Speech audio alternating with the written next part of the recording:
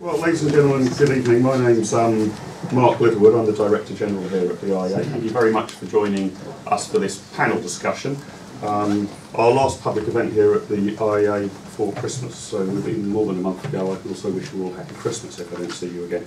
But I can just tell you a little about the format and a few housekeeping points. Firstly, if any of you have got a mobile phone, a pager or some other irritating electronic device, I'd be most grateful if you could switch it off and switch it to silent. I'll introduce each of our panellists. They will each speak for about 7 minutes. After 7 minutes I will ring this bell, and after 8 minutes I will ring the bell loudly and continuously in order to Bill Cash, I'm afraid, has to depart quite quickly in about a quarter of an hour, so we're going to hear Bill's thoughts and then he's pretty much going to have to skate straight out of the room. But let me introduce our speakers in the order in which they will speak. Going first, for obvious reasons, is Bill Cash, the Conservative Member of Parliament for Stone. He's been a Conservative Member of Parliament since 1984, one of the leading Eurosceptics in the Conservative Party, was Shadow Attorney General and Shadow Secretary of State for Constitutional Affairs between 2001 and 2003. He is, of course, currently the Chair of the European Scrutiny Committee and Chairman and Founder of the European Foundation think tank. He said just a week ago, in the midst of the European crisis, the government has made a strategic error by advocating fiscal union and economic governance for the Eurozone. Speaking second will be Ed Conway, the economics editor of Sky News. He joined Sky News in August of this year. He's the author of 50 Economics Ideas You Really Need to Know, was named Reporter of the Year at the 23rd World Media Awards in January 2010. Before joining Sky, Ed was economics editor of the Daily Telegraph and the Sunday Telegraph. He has said, Germany must exit the euro. Germany, not Greece, has destabilised the euro area and is one of the biggest roadblocks to its ultimate recovery. That was in June of this year when he was working for the Telegraph. John Stevens will speak third. John is a former member of the European Parliament for Thames Valley between 1989 and 1999 for the Conservatives, before he left to form the pro-Euro Conservative Party and latterly joined the Liberal Democrats. He was involved in the creation of the legislation for the Euro through the European Parliament from 1989 to 1999 and is a member of the Advisory Council of the Federal Trust. He has said, I believe we should have a referendum now on whether we should stay in the European Union or leave. Speaking fourth will be our very own Professor Philip Booth. Philip, as I'm sure you all know, is the Editorial and Programme Director here at the IEA. He's written widely on pensions, social insurance, financial regulation, and was formerly an advisor on financial stability issues at the Bank of England. He's editor of our journal here, Economic Affairs. And Philip recently said in the Wall Street Journal, parallel competing currencies are the only credible solution to the Eurozone debt crisis. Speaking last but by no means least is Dominic Raab, the Conservative MP for Esher and Walton. Prior to joining Parliament, Dominic worked as an international lawyer at Linklaters. In 2009, his first book, The Assault on Liberty, What Went Wrong with Rights, was published, and his second book he co-authored with other Conservative MPs earlier this year, published in September, after the coalition, The Future Conservative Agenda for Britain. He's currently a member of the Joint Committee on Human Rights. He said, we need stronger safeguards to protect our citizens, this is on civil liberties, to protect our citizens from abusive and arbitrary fast-track extradition. Parliament should have an opportunity to take the matter and influence the direction of government policy.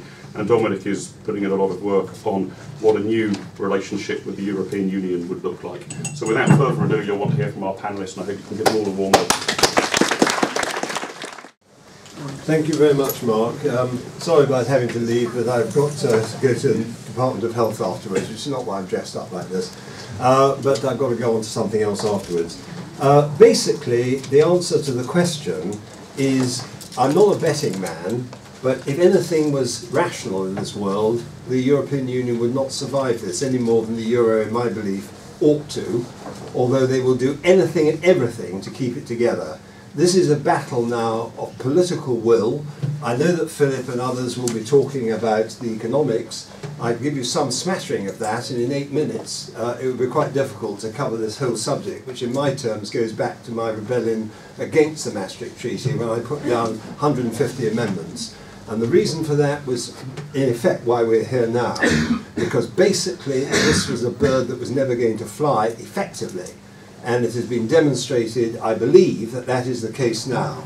So the European Union should actually disintegrate, by which I really mean disaggregate in an orderly fashion.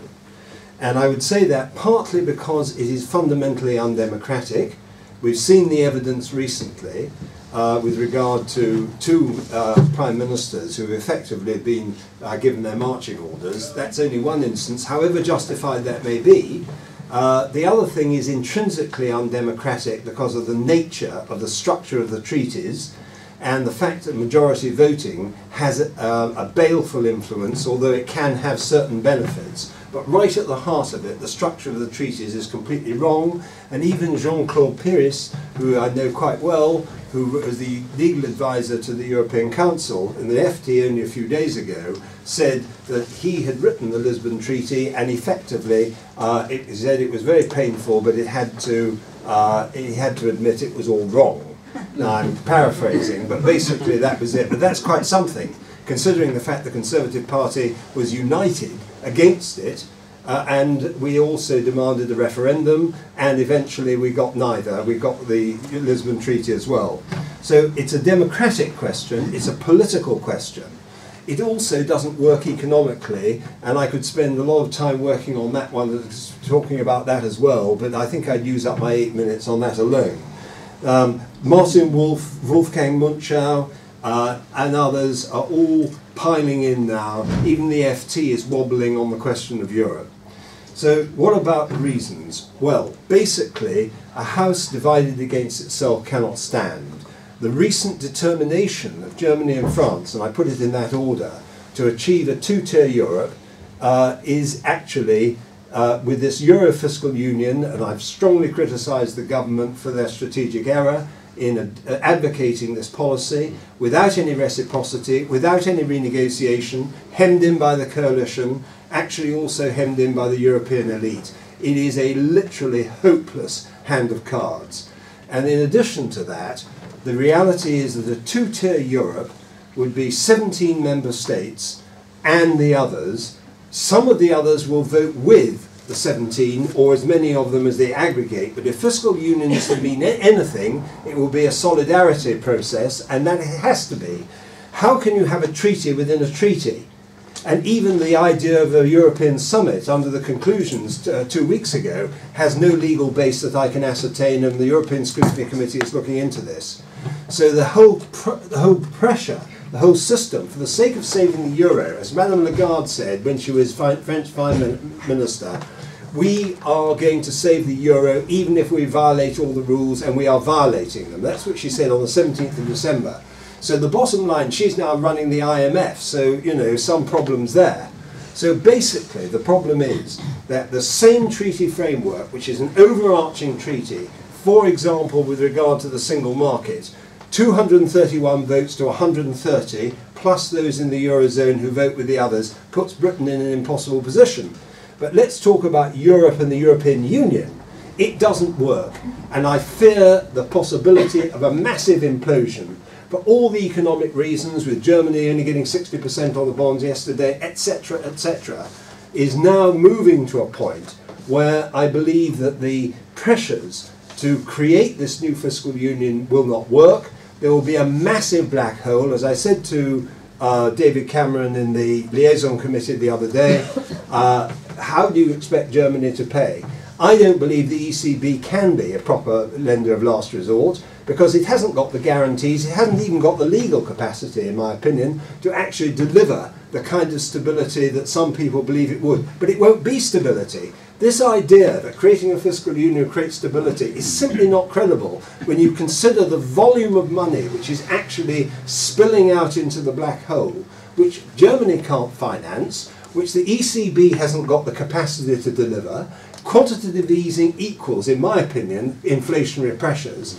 And you've got massive youth unemployment in Spain at 47%, you've got the same in Greece, you've got the Greek economy, literally, they should exit. But at the same time, there is absolutely no doubt whatever, in my opinion, that the Franco-German axis, which is hanging together by, I think, a thread, actually can't work either. So you've got a massive black hole economically and politically, no democratic basis for the decisions they're making. They've abandoned all the referendums that have ever been taking place. They haven't really, in my opinion, got all their electorates with them sufficiently strongly to enable them to be able to keep the thing together. And I think that the net result is that the euro is in for a serious collapse. Economists can talk about that one later. But politically, this is a treaty within a treaty. And you cannot sustain a situation like that. Nobody will have any points of reference. What would the European Court of Justice be able to do if it was confronted by decisions where, for example, those who in a majority imposed on the others through this fiscal union, which doesn't appear to have any capacity for a treaty basis, then simply implodes itself and doesn't work, damages the British economy, damages the single market, does us an enormous amount of things. So from a national point of view, but not a nationalistic point of view, in our national interest, we have seriously got to press the case for renegotiation. It is structural. It is not just nibbling at the edges with working time directive crumbs. This is something much, much deeper than that. This is a historic moment. This is actually the beginning of the end of the game for the European project. And forgive me for saying so, some of us predicted this back in the Maastricht Treaty, which is why Barry Legg, who's sitting here, who was chairman of the Treasury Select Committee, and myself and others actually fought the battle. This is, I'm afraid, not a dream come true, a nightmare come true. And I believe, actually, those of us who would like to see Europe stable, finally, I'll say this, there is the potentiality on the back of an implosion, if it happens, which I fear it will be a rise of the far right in many countries. And I said this in Visions of Europe back in 1993, where I said when monetary union collapses, there will be massive commercial instability, there will be undemocratic elements that will come to the fore, and we will end up with the possibility of a return to the far right. That is not in anybody's interest. This euro does not fly, and it shouldn't be allowed to fly any further. Thank you very much.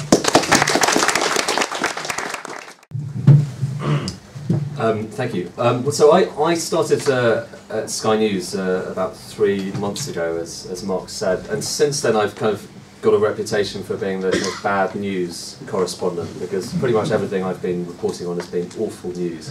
But today, for the first time more or less in those 3 months, I finally had some good news to report, which is for the first time in just about 3 years, Britain is now able to borrow at a cheaper rate than Germany. And that's almost unprecedented in the times that we live in, and it just goes to show, to underline the kind of severity of this situation, and the fact, really to echo a lot of the points that Bill was making, that economists are pretty bad at predicting these kind of things. In fact, throughout this crisis and throughout the years that have passed, I've heard so much more sense from, and present company excluded, I've heard so much more sense generally from historians, from anthropologists, from people of other disciplines than I have from economists about the Euro project, simply because in economic terms at least it may make rather a lot of sense. Mm-hmm. But that's discounting the fact that that economics can't tell you how the public react, how I suppose the anthropology of society, and how people react to their democracy being undermined by this system, which there's no doubt it is. It's empirically the case. Back at the Telegraph, I had a bet on with my colleague at the time, Ambrose Evans Pritchard, who no doubt you will be aware is slightly sceptical as well about the European project.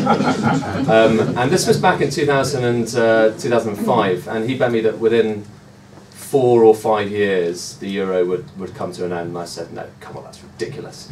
And I did get the bottle of champagne, of course, but he has been proven more, completely right, except, he's been maybe a year or two off, because it does look very, very inconceivable that the euro can survive in any recognisable state. For now, we're looking at a kind of timescale of months rather than years, which is remarkable, and is a testament to where we are at the moment. Just to go back to the question of what's really going on here, and I apologise because I'm an economics editor. I I'm going to kind of delve slightly into other territory which is more political and historical, so apologies for that.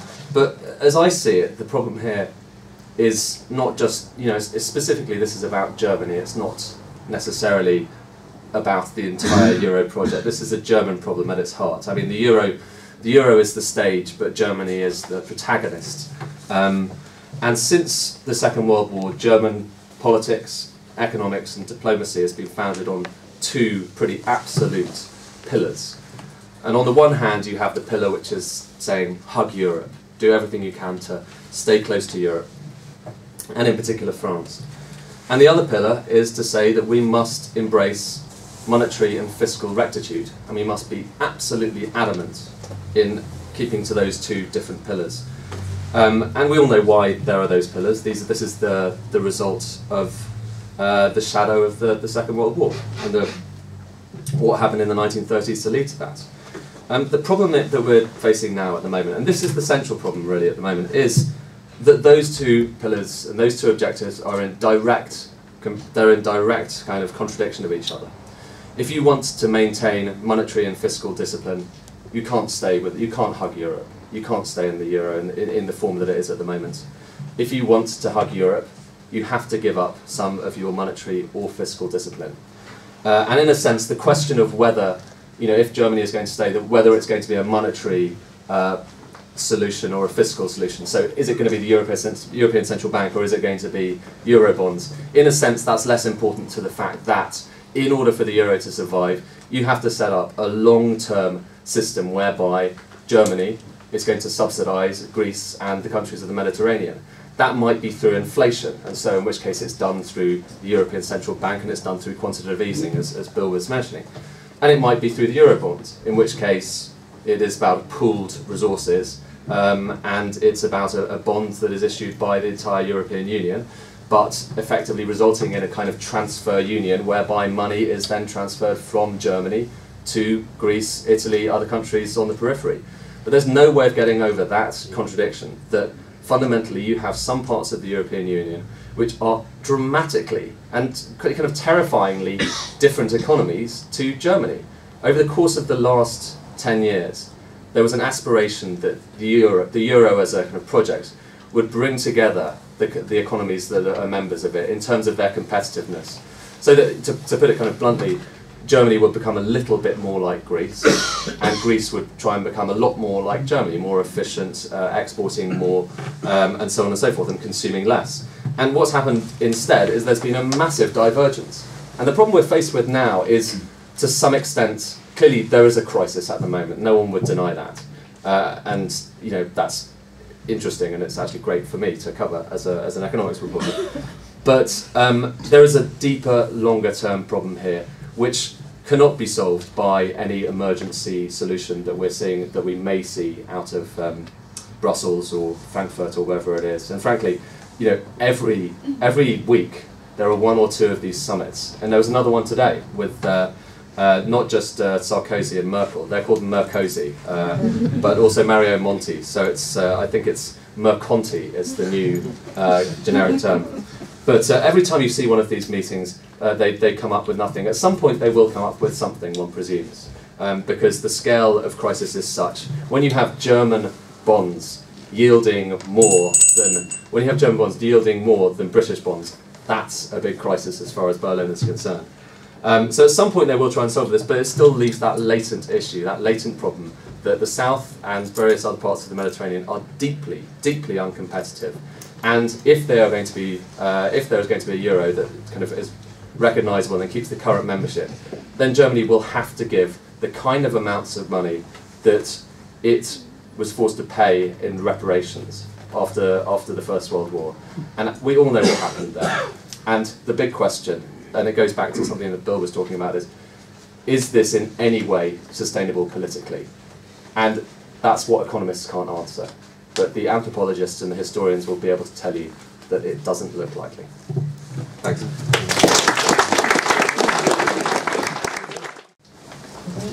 Well, it should be good evening. It should be abundantly apparent that I'm not a prophet, given my views on this matter over the past 15 years. And I certainly won't try to be a prophet now, but in approaching this as not as a historian or as an economist, but perhaps with the eye of art, I don't know whether any of you have been to the Leonardo exhibition and looked at those faces. These were faces of a society that, at its time, was leading Europe. The revenues of Milan were 8 times those of the Kingdom of England. The revenues of Venice were probably 10 times the Kingdom of England in 1500. Everything that was being done in any field that was worth doing was being done by Italians. But they threw it all away. They threw it all away because they did not unite. And the collapse of Renaissance Italy is a warning, it seems to me, of how, when the state of an economy changes, when, in their case, the economy moved from the Mediterranean to the Atlantic, they lost everything. And it needn't have happened. So there's nothing inevitable. The European project is about preventing people like us, our culture, our civilization, from being buried by new competitors. It was a revival of a Europe that had once dominated the world and didn't want to lose its position of leadership in the world. That was really that's what this European project has been all about. And if we fail, which we may well fail, then the future will belong to others, with all that that means. That's what's at stake here. We're not just talking about a currency or a particular political project. We are talking about the capacity of our part of the world and our culture remaining at the leading edge of human affairs. And the challenge to that has never been greater. Now, the present crisis in the Eurozone, it seems to me, the Euro project was about using economics to drive politics. Always a dangerous thing to do. And we are now testing that to the limit, perhaps to destruction. But it's worth understanding what we're trying to do and what has already, in my view, been achieved. I mean, the problem of Europe, which has been exposed brutally by this crisis, has been that we have not had enough reform. We've not had a proper completion of the single market. Above all, Europe has been gripped by what I would call a social democrat consensus, a painful, corrupt connection between politics and the public sector, essentially. Now, this has taken different forms in different places. The most extreme form can be seen in Greece, where you have essentially a public sector that has been used by a political class as a means of rewarding its supporters. And one of the reasons why the Greeks are not privatizing, or have been so reluctant to privatize, but they're now being made to privatize, is because privatization equals the destruction of the spoils system that has sustained the sort of democratic politics that has prevailed in Greece. Italy is another example. Every country, this country too, I would submit, has had a very unfortunate interlinking between the interests of professional politics and the interests of the public sector. And all Europeans, including this country, people who have been in the euro and outside the euro, have been spending far too much money, have not been competitive, have not been ruthless, have allowed huge levels of debt to build up. What is going on at the moment is a very violent correction of this. Now, it may well fail. It may well fail. The politics in Greece or in Italy or whatever, in Spain, may not be up to this test. But I think it's, particularly the IEA, one should be recognising that getting down deficits, forcing through privatisations, breaking this corrupt link between politics and the public sector, excessive public sectors, not having a fully competitive global currency. These are all things that you need if Europe is going to be internationally competitive. So I would have thought that people who have a free market disposition should be actually welcoming this process. And I think the Germans, it is true that this does depend very much on the Germans, but the notion that it is going to be impossible to reform, that the Greeks will always remain Greeks, I mean, it's like saying the Germans will always remain Germans, they're always going to be in uniform. I mean, that's a ludicrous argument. A ludicrous argument. The fact is that there have been enormous changes in Europe in the last 40, 50 years, enormous changes. And that the idea that we are a complete basket case, that there is absolutely no hope for this continent, I think is unrealistic. I think in that sense, the European project, and the euro in particular, is a sign of at least one thing, which is absolutely vital, the prerequisite for all success, which is ambition. It is at least an attempt to create a dramatic solution to Europe's fundamental competitive problems. Now, as I said, whether we are up for this, whether we have the political structures in Europe, the habits of existence, the patterns of conduct that exist across the continent are sufficient for this challenge. Whether this process can be made to work or not, I don't know. But it's certainly worth trying, it seems to me.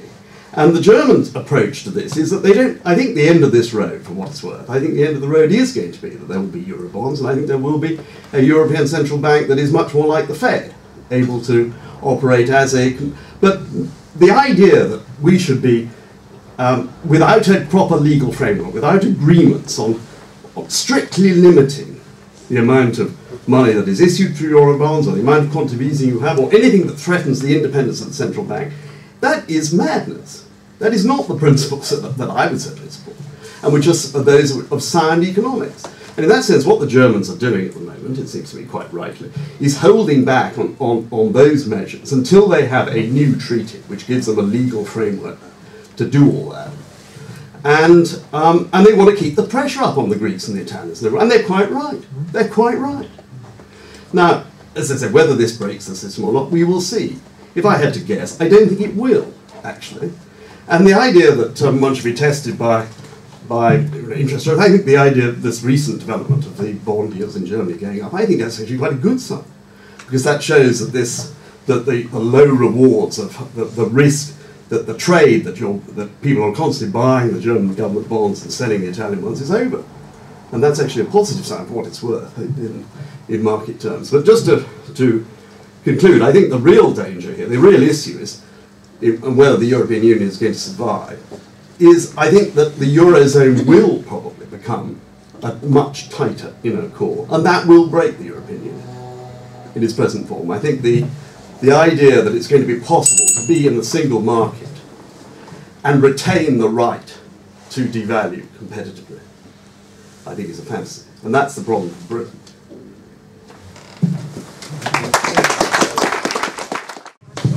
If I can just begin by taking issue with Ed, actually, economists did predict what was going to happen in the European Union today if we adopted a euro without radical liberalisation. A lot of economists said there would be either social chaos and very high unemployment, or the euro would break up, or there would be fiscal centralisation,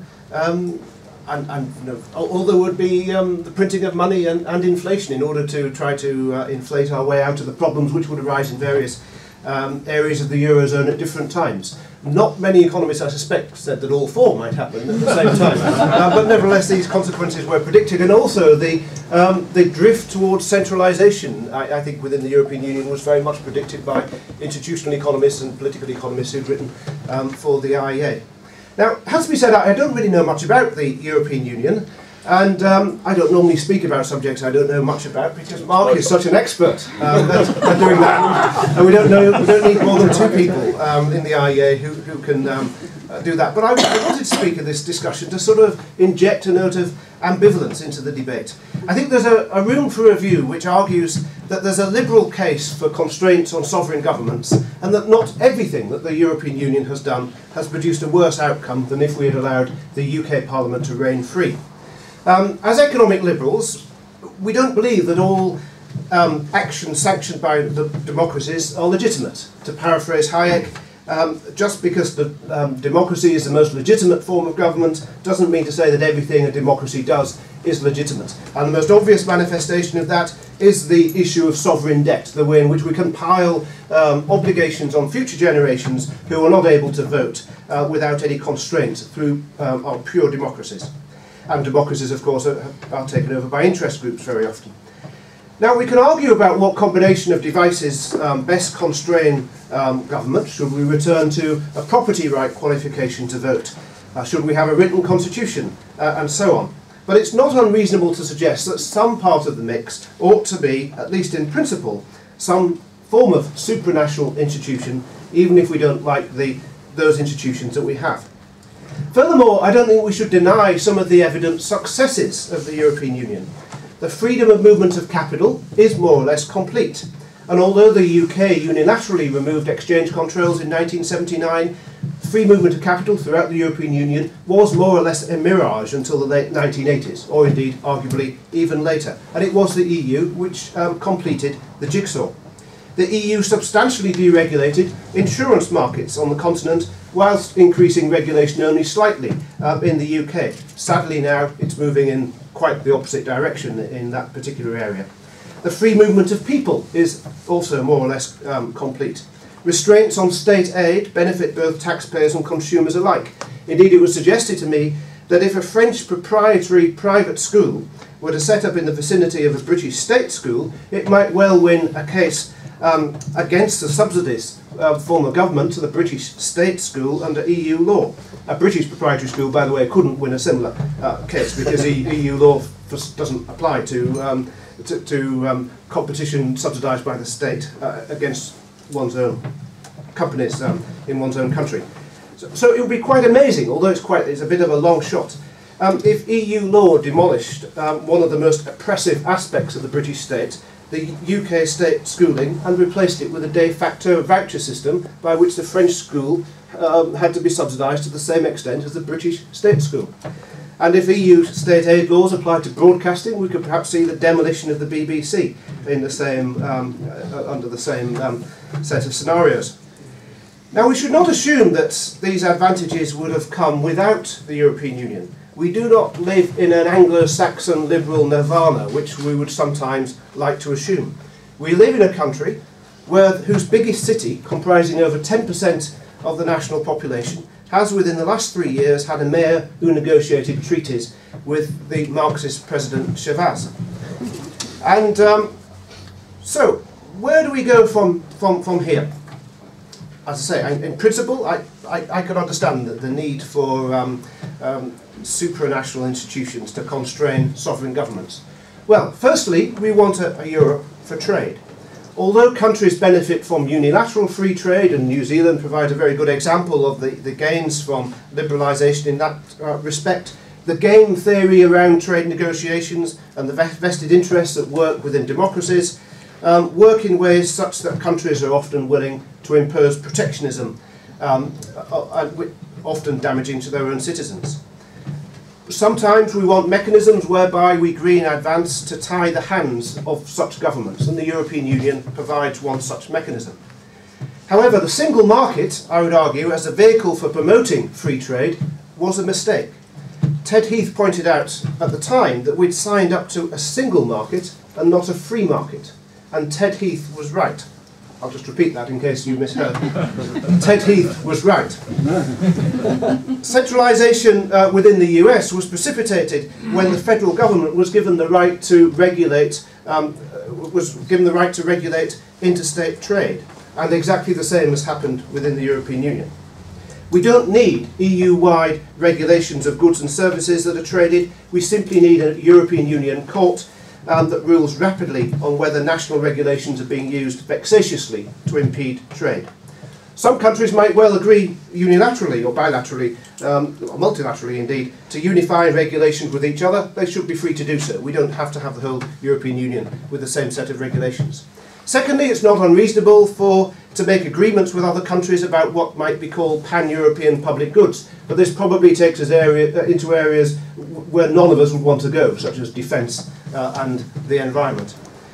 Thirdly, we should have a euro that promotes decentralisation rather than one that promotes centralisation. And I think, as Mark suggested at the beginning, we should take advantage of the current environment within the European Union to change the EU constitution so that the euro is legal tender in all member countries alongside national currencies if nation states wish to resume the reissue of national currencies, and indeed alongside private currencies too. We should go back, in other words, to the hard ECU plan of the major government. All powers relating to agriculture, labour markets, the regulation of financial services and so on, I think should be repatriated to member states. Again, with the regulation of financial services, the main EU role should not be making regulations uniform, but ensuring that national regulations don't impede trade. So if I were in David Cameron's shoes, what would I want to do? I'd want to obviously bring about a political structure that was more conducive to economic liberalism. And I would take my cue here from the IEA author Roland Vaubel in many respects. The European Commission should just be a bureaucracy completely subordinate to the Council, which represents member governments. The Parliament, in my view, should only be a blocking chamber. In addition to this, I would suggest that the repeal of regulation should require a qualified majority or majority vote, but the imposition of new regulation, except in particular, very strictly defined circumstances, should be by unanimity. Completely contrary to John, I think we should encourage groups of countries to unify their approaches to regulations if they wish to go it alone and have some sort of Europe of variable geometry, as Malcolm Rifkind, I think, christened it. Now, of course, I'm not expecting David Cameron to be able to negotiate what would in fact be a Treaty of Rome light in the next couple of years, but as Bill Cash said, if the euro blows up and members need to exit the euro, we'll need to renegotiate the constitution, and I think his negotiating position would be pretty strong. If he is unable to get any of these things, then in the real world we have to think about exit and then some kind of European Economic Area or other arrangement. But the main point I want to make, before the bell starts ringing noisily and continuously, is that we should not fall for the nirvana fallacy of national sovereignty. If we come out of these international organisations altogether, we would be repatriating powers to a government with the 4th highest marginal tax rate in the European Union, with the longest tax code in the world, a government that spends over 50% of national income, that makes it illegal to smoke in private property, that has followed policies that have built up implicit and explicit national debt equal to 6 times of national income, and that gold plates everything that comes out of Brussels. I'm anti-government in general. I'd like a situation whereby the European Union constrained the British national government and the British national government constrained the European Union. My fear is that we actually have a situation where both encourage the illiberalism of each other. Thanks. Well, thank you, Mark, and the IEA with its fantastic team. I think the danger of coming fourth is that the patience of the audience is at the end of the road. But, ladies and gentlemen, I don't think this is the end of the EU. It may well be the end of the EU as we know it, almost certainly the end of the euro, at least in its current form. We've heard a lot tonight, and I'm sure that you don't need me sort of preaching at you for too long. So I'm just going to make 3 points, one on history, one on values, and one on the future. The first point I want to make, and really I think Edmund made it very well at the start, this is not just a financial crisis. We'll get through that. It will be painful, but we will get through it. And this is not just about debt, although we're bombarded with mind-numbing figures on a daily basis. It's about Europe's inability to pay its debts. And that is because of the lack of competitiveness and productivity that has plagued many, not all, European economies. The Commission knows this all too well. In 2000 we had the Lisbon Strategy, not to be confused with the Lisbon Treaty, and it pledged to make the EU, and I'll quote, the most competitive and dynamic knowledge-based economy in the world by 2010. When it failed to meet its targets on employment, investment in R&D, productivity, it was sort of rather ingeniously rebadged Strategy 2020, as if by magic we would learn the lessons or cover the chasm between expectations and delivery. And I think we can see the legacy of the failure in the jobs crisis, which is underpinning certainly the political tensions. 10% euro area unemployment, rising to 18% in Greece, and even higher, 23% in Spain. Ibn also mentioned the historical context. I actually agree with him, this is extremely important. I think Niall Ferguson gives the current crisis some quite useful historical context. And he's got his recent book, Civilization, the West and the Rest. And he explains how the West has lost faith in the 6 killer apps that it originally downloaded and fired the Industrial Revolution: competition, science, democracy, medicine, consumerism, and work ethic. And he makes a broader point, which is worth quoting. He says, paradoxically, it was by being divided themselves that Europeans were able to rule the world. In Europe, small was beautiful because it meant competition, and competition not just between states, but within states. Small is beautiful, certainly not the motto of the European Commission. The fact is that EU member states have become indebted because they're not competitive and productive enough to sustain the breadth and depth of the social expectations that the politicians have actively engineered in their citizens. We can talk about whether we can remedy it or not. I'm actually much more nervous and sceptical about our prospects for renegotiation, but I think we've definitely got to try. And the reason is related to my second point, which is that this crisis is also about values. And I want to read another quote, which is not dissimilar from that of Niall Ferguson.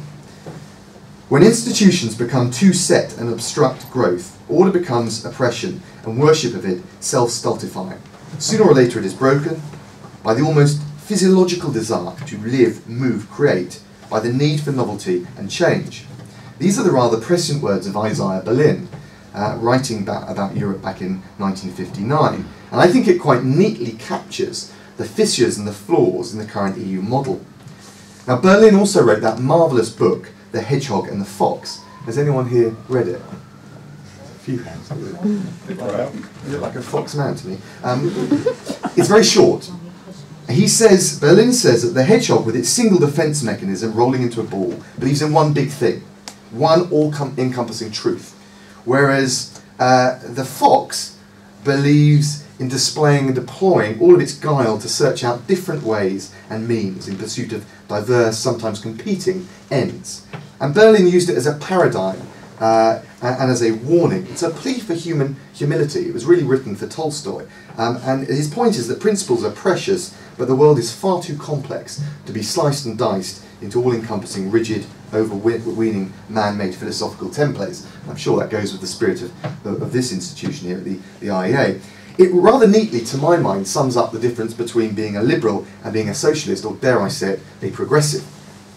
But it also crystallises the different perspectives on the EU, with the Brits seeking this multi-tiered, multi-track variable geometry union with maximum flexibility, and with the Commission and its federalist supporters clinging to this single homogenous blueprint of how the union should operate. And I think that this is the underlying crux of the debate, both on the euro and the union, and it's one of values, not just economics and politics, which is why I think renegotiation is such a tough ask. I've been over to Brussels recently, I've been meeting with embassies. It's very clear. You talk to them, well, what might we get in a renegotiation? Nothing. Nothing. The Commission's line is nothing, the German's line is nothing, the French line is nothing. Okay, that might be their opening gambit, but it makes me very, very sceptical about it. Incidentally, whilst our hedgehog population has declined by a quarter in the last decade, foxes are in rude health, as I'm sure many of you that live on the outskirts know too well.